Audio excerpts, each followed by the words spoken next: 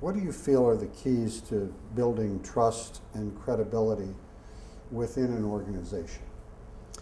Authenticity. And it's something that's the Arthur Page Society has been advocating. I think that's essential. Authenticity, transparency. What we talked about earlier with social media. Everybody's got a communications platform today. I think there are no barriers anymore. There's no internal, external. Their communications crosses easily throughout a company and across borders and across geographies, across audiences.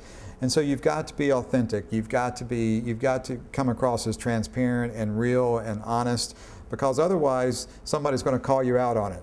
Somebody's going to refute what you're saying or disagree with what you're saying. And today they've got a platform to do that and give themselves a voice to do that. And so that authenticity piece is important. And for a lot of companies, that's a significant change, where the business environment has grown up where it's more of we control the message, we manage the message, we push out messages. It's a very different environment to say, I'm participating in a conversation now about my business, and I understand that many stakeholders now who are connected to my organization and my enterprise have the power to have a voice and build an audience around my business and what I care about.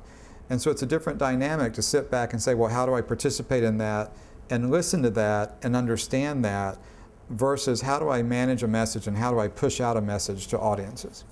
Do you think that senior management is understanding this change? And I'm not talking about at any specific company, but in general. Again, I think the change is happening right before our eyes, and so it depends on what company you're looking at, what industry you're looking at. I think everybody is starting to understand how social and how technology is influencing everything. And so I don't see social media, for example, as just a channel. I see social media as an idea, a way we engage with each other that is starting to influence every aspect of our lives and every aspect of our business environment.